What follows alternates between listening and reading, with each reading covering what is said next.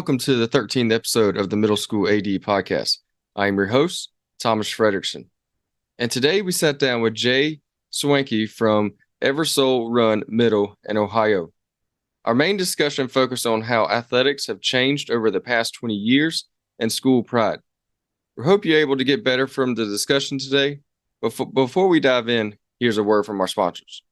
This episode is sponsored by Gipper, the preferred sports graphics platform for ADs. Start creating professional-looking sports graphics today by starting a free trial. Middle School AD podcast listeners get 10% off any plan when you use code MSAD10 at Gipper.com. At the Wall of Fame, our mission is to bring your school's legacy to life. We transform school tributes to make it easier than ever to celebrate your whole community, showcasing your school's diverse history, proudest moments, and top role models. We understand that the true value of our Wall of Fame is in your content. Whether you are starting a new tribute or adding to an existing one, we give you all the resources you need to build an interactive experience and take your content to the next level. For more information about the Wall of Fame and a 5% discount, visit vitalsignswalloffame.com/Freddie. As an athletic administrator, you understand better than most how much support matters. Support for your coaches, support for your athletes, and support for your department are crucial to providing the best possible experience for every student. Snap Mobile is now your one-stop for all the tools you need to support your department. With our expanded suite of products, you can now raise money, open team stores, schedule and manage your facilities, and communicate with your athletes, parents, and stakeholders with the same level of care you've come to expect from Snap. Visit snapraise.com today to schedule a demo with your local Snap Mobile representative. Hometown Ticketing makes it fast and easy to buy tickets on your school's website or in the new Hometown Fan app. It's simple. Just search for your school, buy your tickets, and they'll be right there in your account, ready to be scanned when you get to your event. Download the Hometown Fan app today.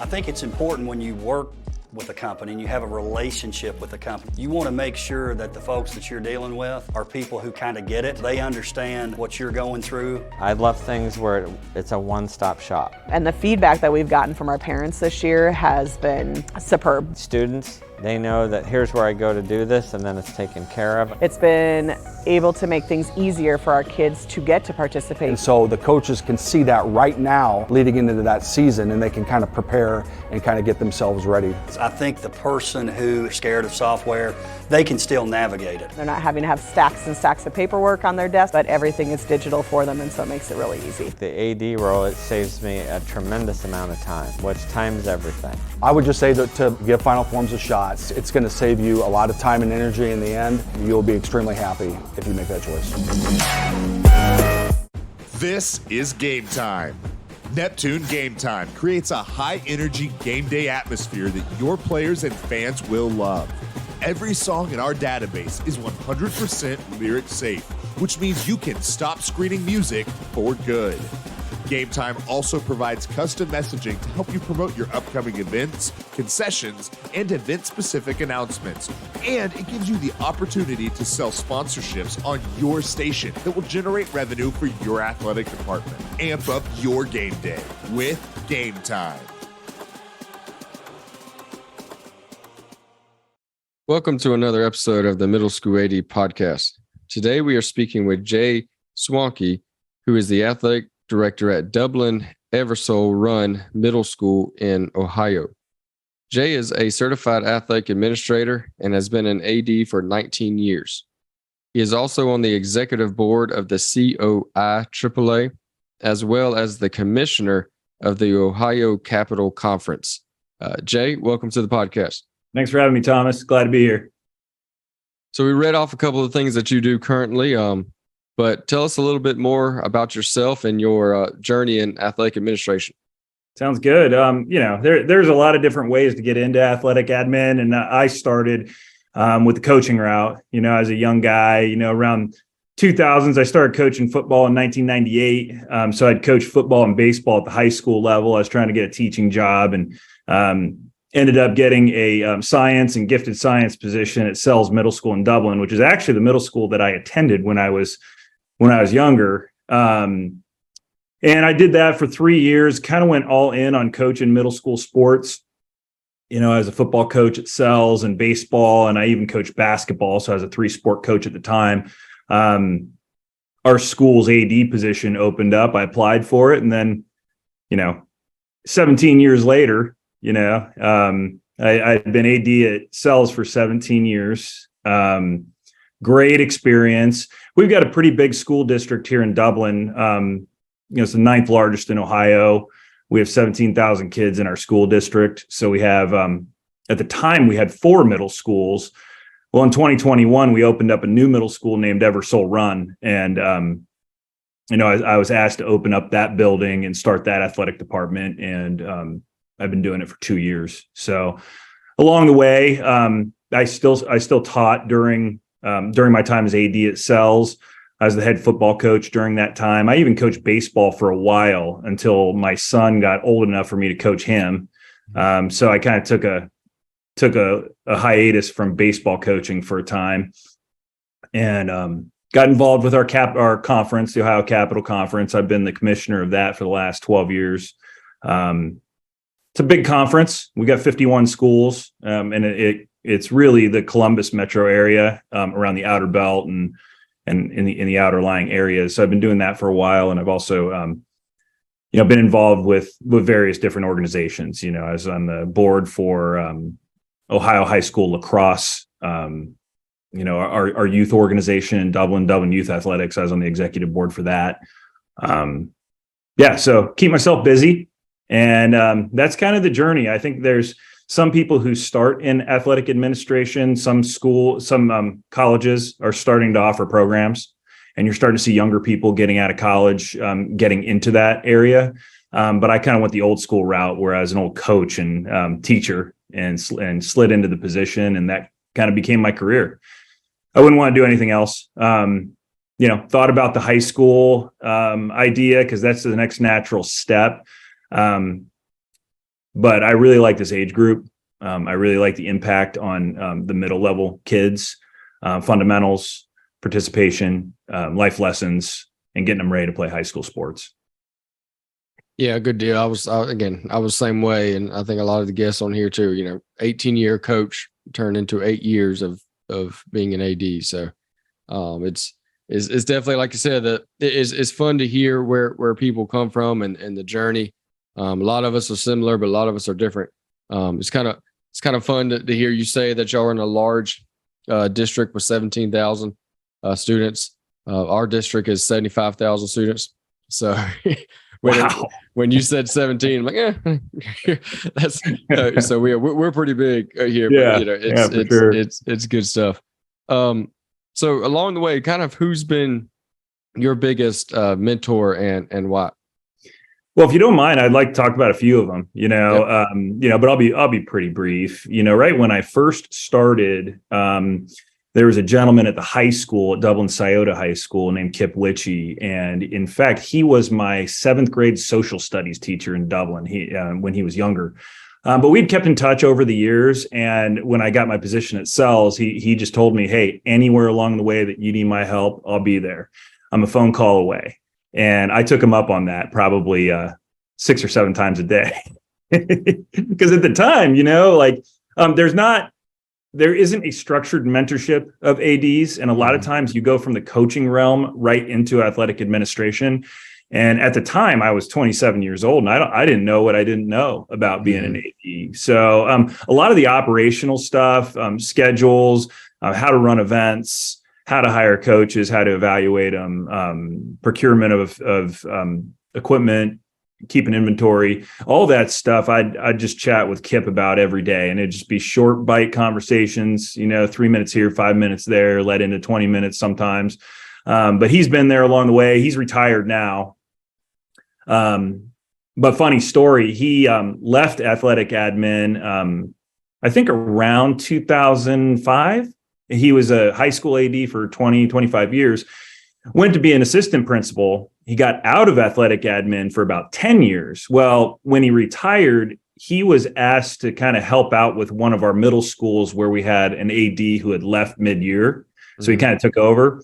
And as you would imagine with, Final Forms and, the arbiter and all that, athletic admin just changed in 10 years or so. So as it turns out, I ended up circling around and being his mentor for those 6 months. And he kept apologizing profusely, for all the bother. And I just said, hey, man, you saved my butt that first year. I wouldn't have been able to do it without you.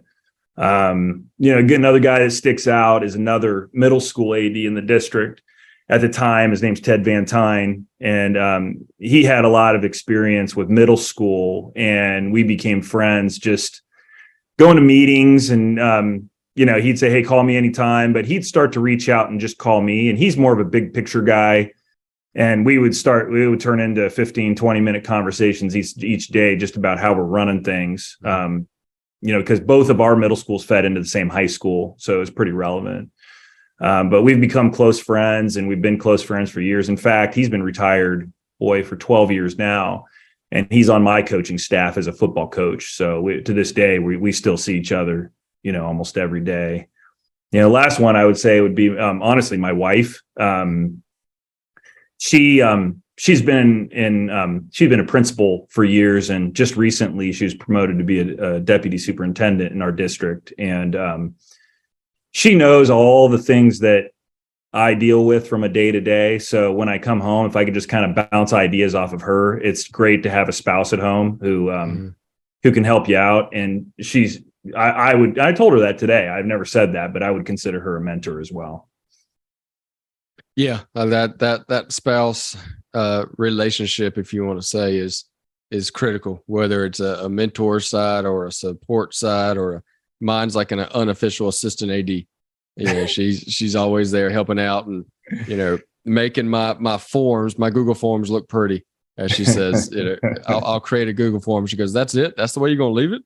She goes, "I can make that look better." So it's always fun to get a little bit more polished on what you got. Yeah. I'm like, well, I don't need it to look cutesy. I just need it for them to know when they see this form, this is what they need to fill out. No doubt. But no, but her being an elementary school teacher, everything's about visual, for her. So, but you could come home and she could definitely relate to the things that you deal with on a day to day, and that's huge. I even involve both my kids too. My son is 15 and my daughter's 12. So my daughter will work concession stands here and there. My son will, those field days where you have to get fields ready. He'll be out there hanging windscreen and stringing lacrosse nets and stuff like that. So, it's definitely a family affair for the Schwankes. So, oh yeah. Yeah. And to be successful, it has to be. Yeah. So kind of, in your opinion, what do you think the biggest challenge that middle school ADs are facing today? You know what? The big hot button one that people like to talk about is the shortage of officials. I'm not sure if you're dealing with that in South Carolina. I really think it's a nationwide thing, and we can get into all the reasons why we think it's happening. But we struggle with that a little bit around here. What's good is we're organized enough between all the different levels that need officials, where we designate particular days that they can play. So let's just take, for example, lacrosse. In the spring, we'll have Mondays and Wednesdays are only middle school. And if you want officials, middle school always gets the first crack. But then high schools get Tuesday, Thursday, and then the weekends are typically reserved just for high schools and the colleges. So they do a pretty good job of organizing that and maximizing the people that we have. That's tough.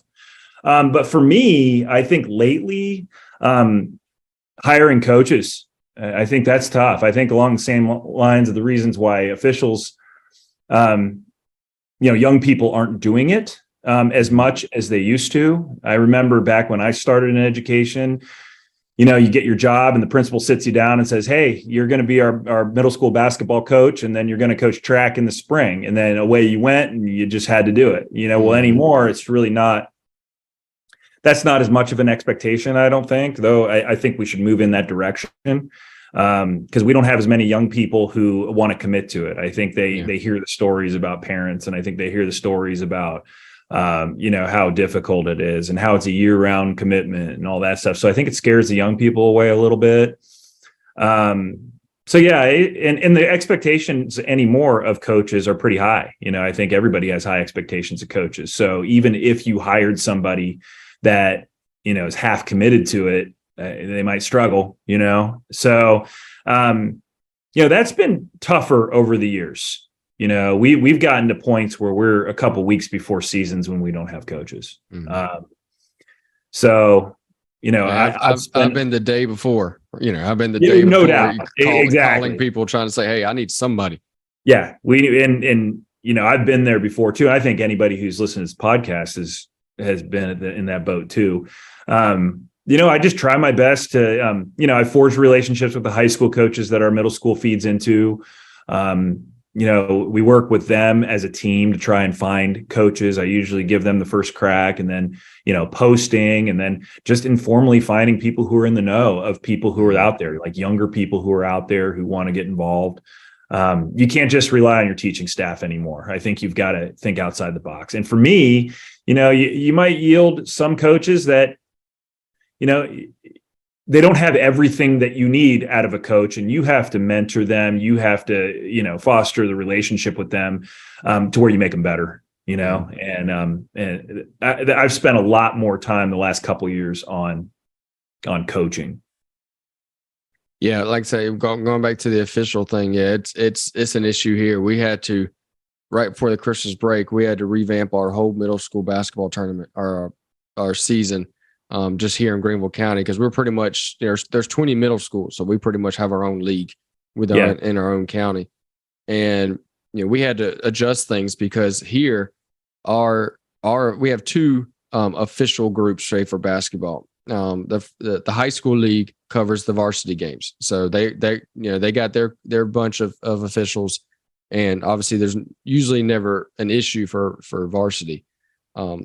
But then there's another organization that handles the sub-varsity and the middle school. So that's your C team, your JVs, and then obviously your middle. And, they told us, they said, look, y'all can't play on Tuesdays, or you all can't play on Thursdays. Y'all got to move things around.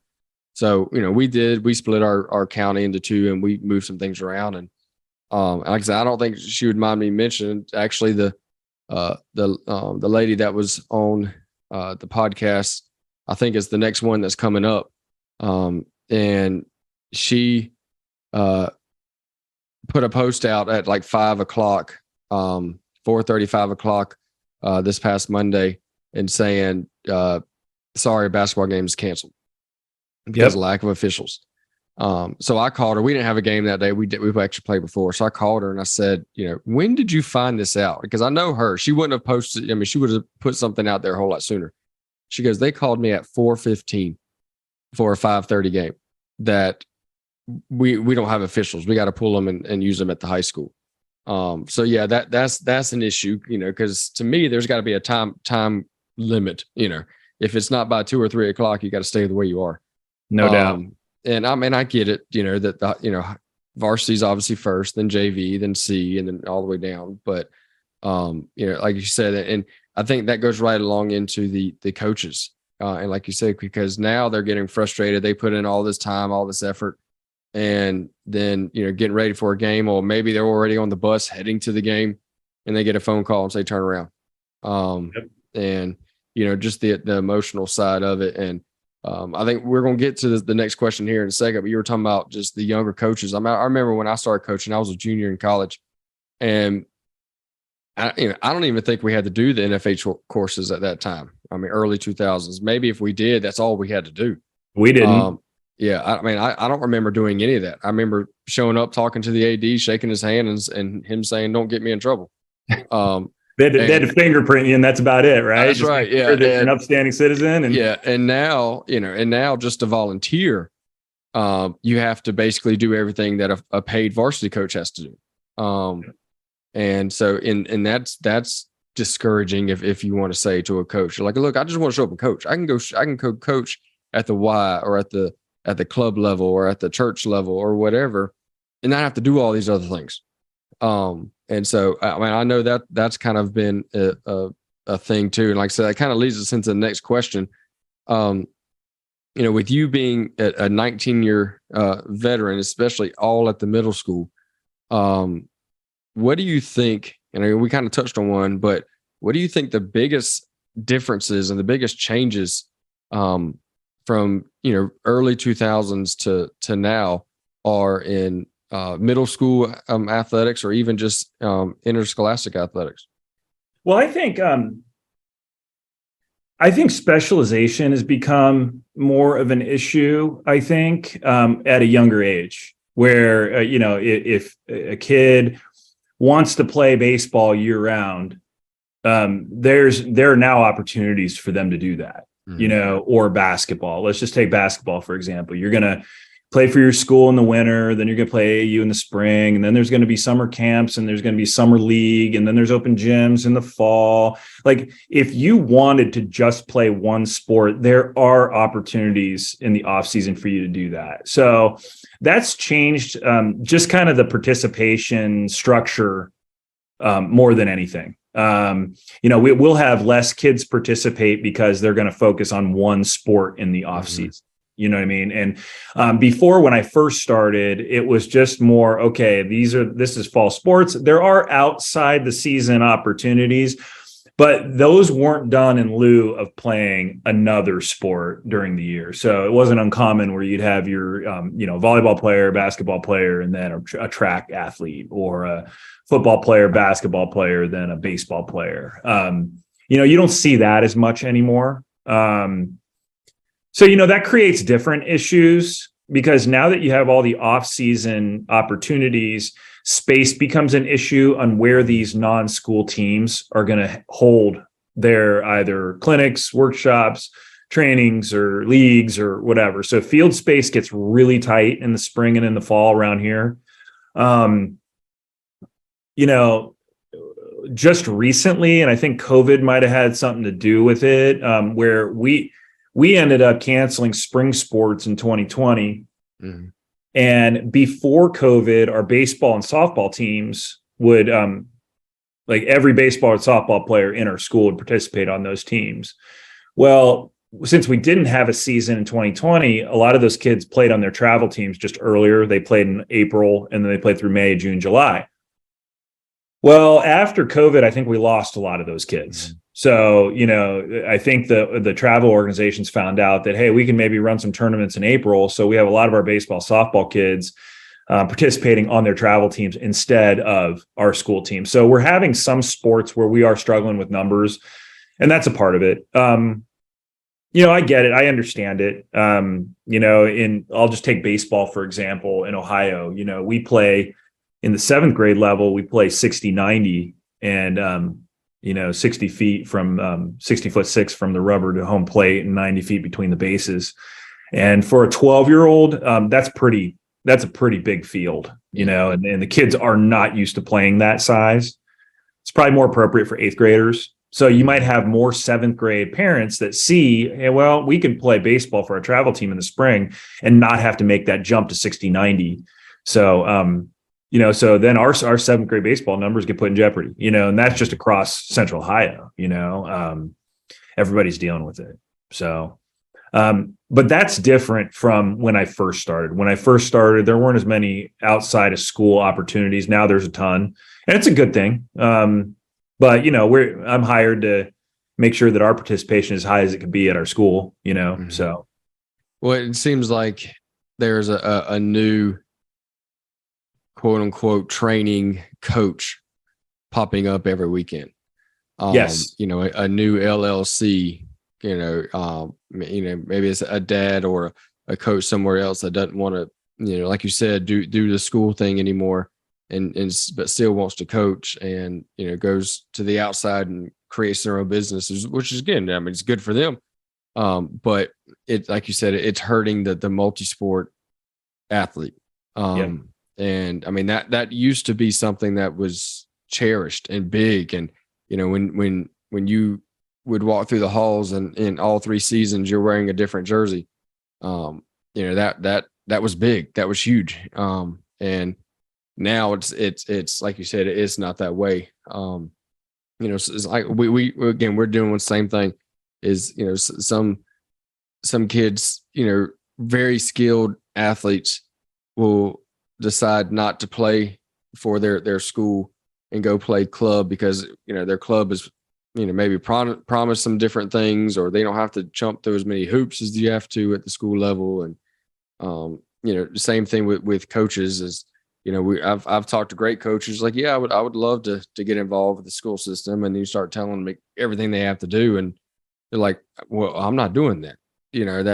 That's too much, and it's, so it is definitely a different thing. Even just being an AD for 8 years, I mean, it's totally different from my first year to now. So, but I think that's why, like you said at the beginning, when you became an AD, you were just kind of thrown into it, or, quote unquote, given the keys and said, have fun, and not really knowing things. And I think that's where, the joy of the NIAAA kind of comes in with all their courses and certifications. And, I see that, you're a CAA, and so obviously you've taken those things. And, that's another thing we talk about, the differences of young coaches or young ADs is, they start taking those legal courses and the NIAAA courses, those 500 level courses, like, hey, I don't know if this is for me, if all these things can happen. So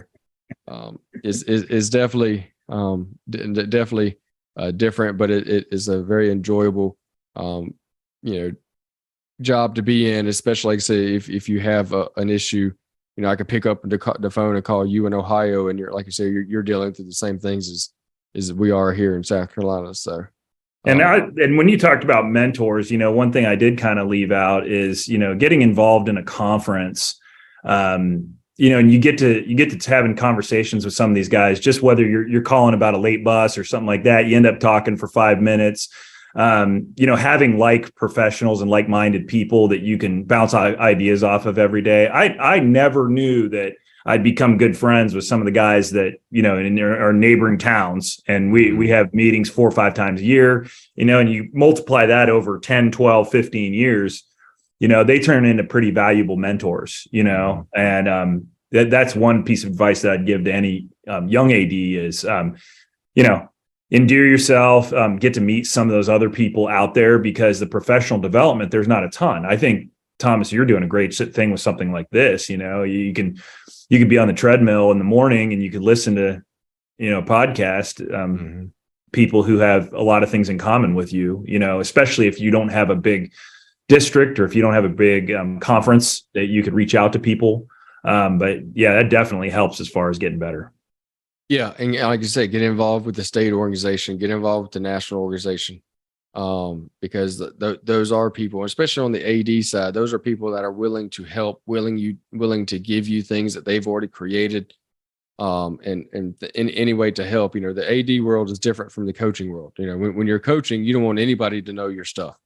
Your playbook is on lock and key, where, in the AD world, your playbook's always open, and you're always, willing to share. And, yeah, like I said, I didn't know that either until I first got into it. And like I said, I've had some great mentors along the way that kind of helped me, get into it and say, look, you got to get involved with the state organization, with the national organization.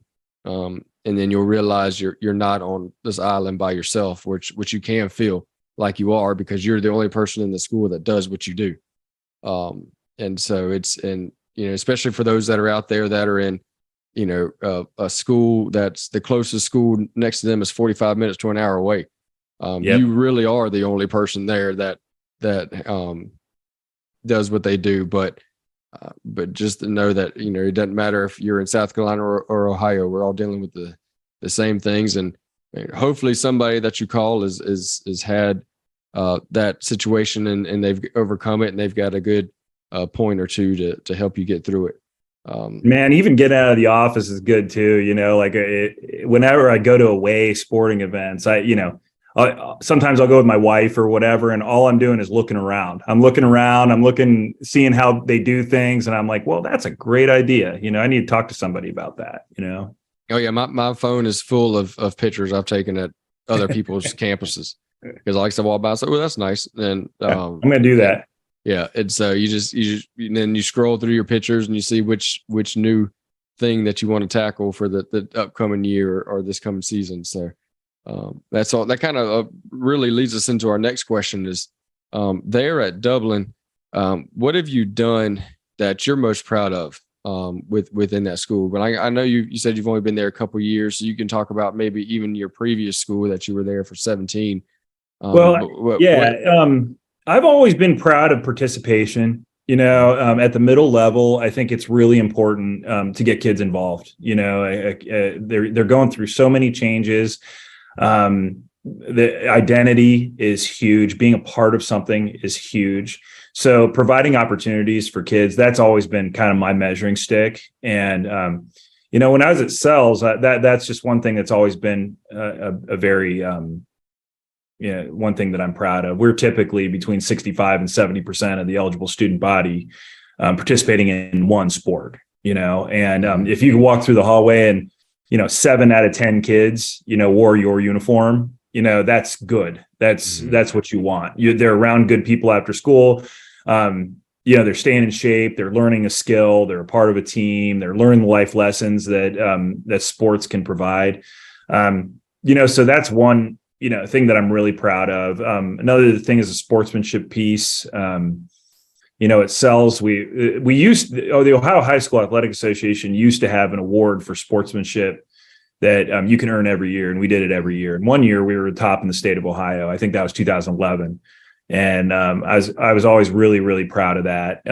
Those two things, participation and sportsmanship, have always been more important to me than how many tournament championships we won or what our records are, et cetera, et cetera. It's really what we get out of the experience and how we represent ourselves. Crossing over to Eversole, the reason why there would have been no reason to leave Sells. Sells was a great school, and it was, my heart's always going to be there. The only reason I ever would have left was to have the new challenge of opening up a new school, and we've been open for 2 years, and everything about that athletic department has been planned and executed, by me.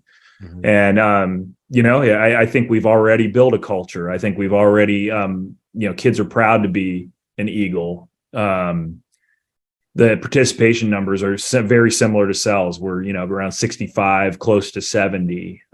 So I think it's a big part of the culture of the school and the mood of the school when you're in the hallways, when your extracurricular programs do well, or at least you have a lot of kids who are a part of it. So I'm just really proud of the way we opened up Eversole, because there were minimal hiccups along the way. There's some construction snafus here and there, things break here and there. But we're in year 2 and we feel like we've been there for 6 years now, so I'm really proud of the way things have played out at Eversole. Good deal. Yeah. The participation's big. I'm big on the experience. We even give out we're the Panthers, or I even give out an Iron Panther at the end of the year. Cause you think if the Iron Man competition is a 3-sport thing. So we give out an Iron Panther award. So they have to be a 3-sport athlete. Yep. And the way we do it, obviously we want them at the middle school. If our middle school don't provide the sport, then they have the opportunity to play that sport at the high school. But we offer 7 to 8 sports at the middle school. So the way we do it is you can be 2 of those sports have to be at the middle school. The other sport can be at the high school if need be, or all 3 of them can be at the middle school, but at least 2 of them have to be there at the middle school to able to get that award. And I've given out multiple awards for that, whether it's like a wrestling championship belt or a jacket or a plaque or a real nice crystal thing, or it's always kind of been different. But yeah, it's the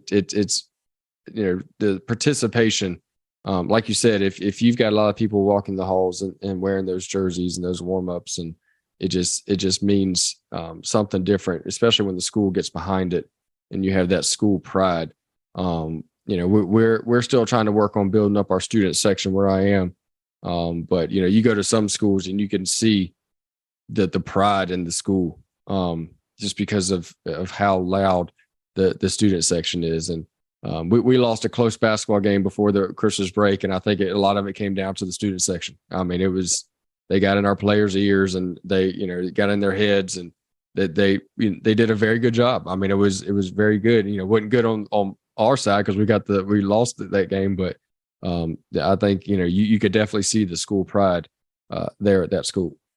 Yeah, and it's hugely important. You know, I remember, you know, I was talking about non-school teams and, you know, the travel experience, and, you know, I've been on all ends of that. You know, my son and daughter have played travel sports, and you know, when my son came through Eversole Middle School, I coached his baseball team. I coached 7th and 8th grade when he came through.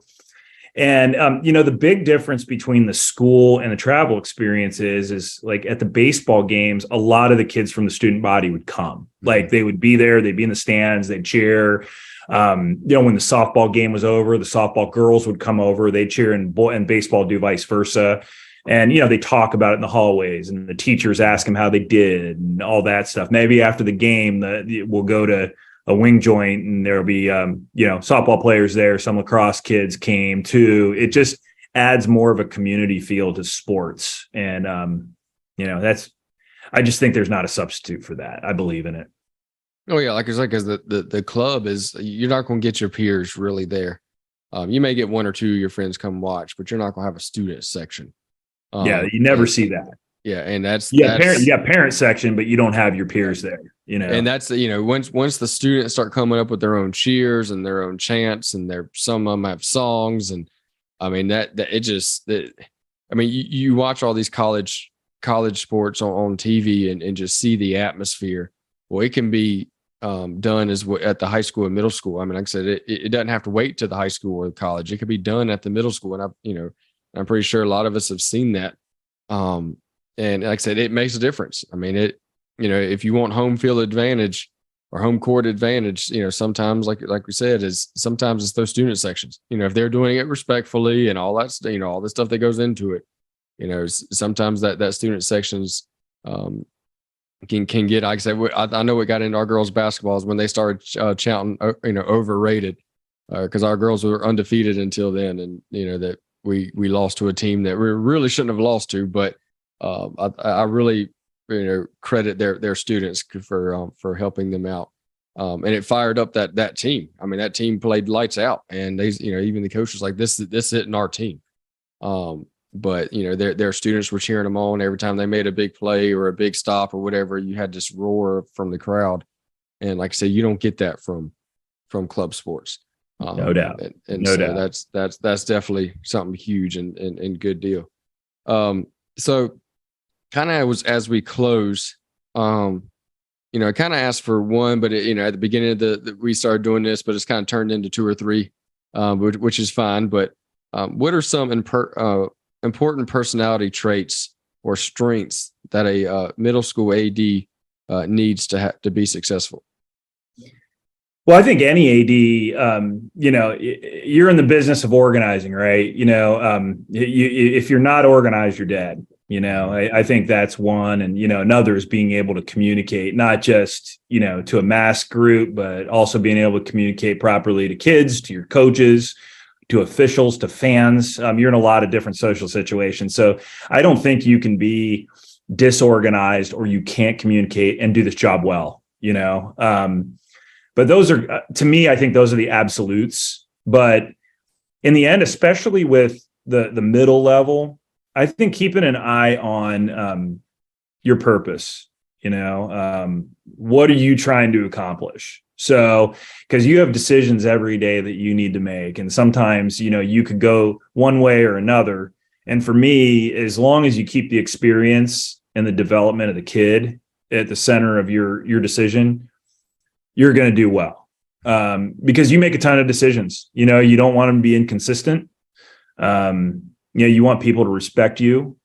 So as long as you're doing right by the kids in your program, I don't think you can lose, you know? So, to me, you know, I just always tell our families, you know, we want to provide a safe and fair opportunity for your kid to participate in a sport. You know, we focus on, fundamentals, we focus on sportsmanship, we focus on, doing the right thing, playing the right way. So, you know, as long as you stick by your principles, I think you're going to be fine, you know? I'll tell our coaches, around here, if you can communicate properly, if you play your kids, we don't want to at the middle level, they need to participate. Right. Mm-hmm. And if you don't say anything to a kid that you wouldn't say with their parents standing right next to you, you're going to be fine. You can't really make many mistakes as long as you do those three. So yeah, just going back to being a middle school AD, like I said, I think you got to be organized, communicate, but at the same time, you've got to stick by your principles. Yeah, good deal. That's all good stuff. So if people want to reach out to you, because we've talked about a bunch of good things. And so if anyone has any questions or want to pick your brain or kind of, different things that y'all want to do, maybe it's somebody there in Ohio that wants to get in contact with you. And so if someone wants to do that, if you want to quickly share the easiest way to get in contact with you, and then we will wrap it up from there. Yeah. Email is the best way. I'm not sure if there's a comment section here that I can put my email in. But when I'm at my desk in the morning, that's you'll usually get your quickest response via email. Mm-hmm. So what is that for those? It is, it's SCHWANKE_JAY at Dublin, DUBLIN schools.net. And then you're also active on Twitter. Yeah. And like I said, I think you could always private message me through Twitter, Eversole. I think it's ERMS Athletics, at ERMS Athletics. Yeah. And for those listening, that's how I get in contact with majority of the people that are either on this podcast or that I have a question for that, are all over the nation is either hitting them up or Twitter or LinkedIn. So, but Jay, I appreciate you jumping on with us and talking with us. And I think hopefully, for those who listened to the end, there was, some good stuff and they were able to get better today. And we appreciate all that you do at your state level and with the different boards and the commissioner and all those different things. And definitely one of the leaders in middle school athletics, being able to do that for 19 years and still be where you are state, at the state level. Well, I appreciate you having me on, Thomas. It's a good time. And if anybody could pull away just one nugget from today, make them better, job well done. So I appreciate everything that you do to get on the front of we were talking earlier about, people kind of being on an island. They're not on an island. They always have people, and we're always willing to share. Yeah. And like I said, I mean, and there's a ton of other podcasts out there as well that can help people, AD specific podcasts. So take a listen to those. And again, this is as Jay Schwanke with Dublin Eversole Run Middle School out of Ohio. And this episode was sponsored by Gipper. Use the code MSAD10 for 10% off any Gipper plan at Gipper.com. Bring your school's legacy to life with the Wall of Fame by Vital Signs.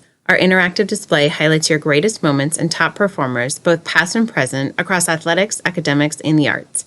But it's also so much more. With our one-of-a-kind content program, we help you every step of the way so you can tell more compelling stories that will engage your whole community.